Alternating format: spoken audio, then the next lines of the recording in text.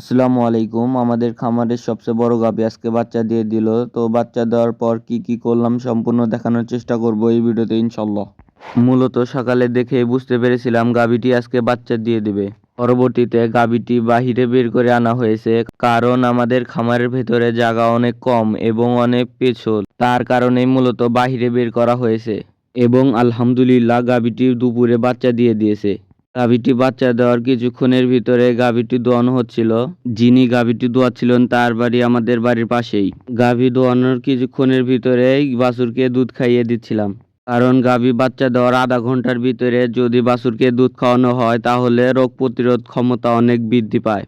আমরা মূলত গাভী বাচ্চা দেওয়ার কিছুক্ষণের ভিতরেই কিছু গরম পানি এবং তার ভিতরে লবণ এবং ভুসি দিয়ে গাভীকে খাইয়ে দেই, যাতে ফুল পড়াটাও অনেক সহজ হয়ে যায় এবং গাভীর শরীরের ব্যথা অনেক কমে যায়। আলহামদুলিল্লাহ এই গাভীটি একটা বকনা বাচ্চা দিয়েছে।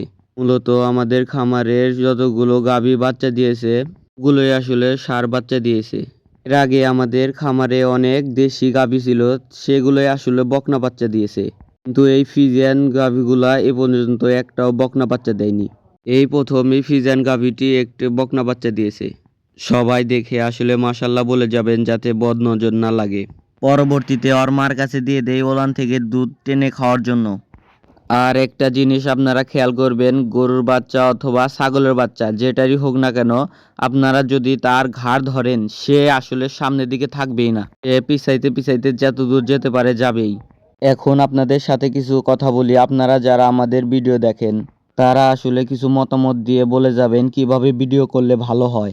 খামার সম্পর্কে মোটামুটি আলহামদুলিল্লাহ কিছু ধারণা আছে, কিন্তু এর আগে যেহেতু ভিডিও কখনো করিনি তার কারণে ভিডিও সম্পর্কে কোনো ধারণা নেই। তাই আসলে আপনারা কিছু কমেন্ট করে যাবেন, যাতে ওই কমেন্টের ধারা ধরে ওইভাবে আমরা ভিডিও করতে পারি ইনশাল্লাহ। তো এখন গরু খুলে খামারের ভিতরে নিয়ে যাচ্ছি, কারণ এখন বিকাল হয়ে আসছে এবং বাহিরে অনেক মশা মাছি। এবং আমাদের এই গাভীটার আর একটা সমস্যা আছে, সেটা হলো মশা মাছি কামড় দিলে সেখানে আসলে অ্যালার্জির মতো ফুলে যায়। একে মাছি কামড়ালে সমস্ত গায়ে ফুটি ফুটি অ্যালার্জির মতো হয়ে উঠে পড়ে।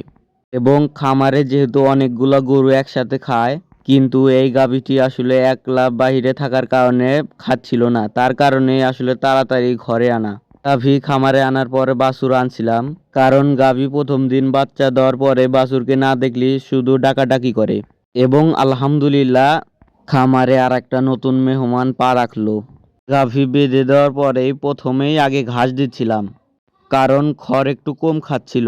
আপনারা যারা আমাদের এই ভিডিওটা দেখছেন তারা আসলে চ্যানেলটি সাবস্ক্রাইব করে আমাদের পাশে থাকবেন। আসসালামু আলাইকুম রহমতুল্লাহ।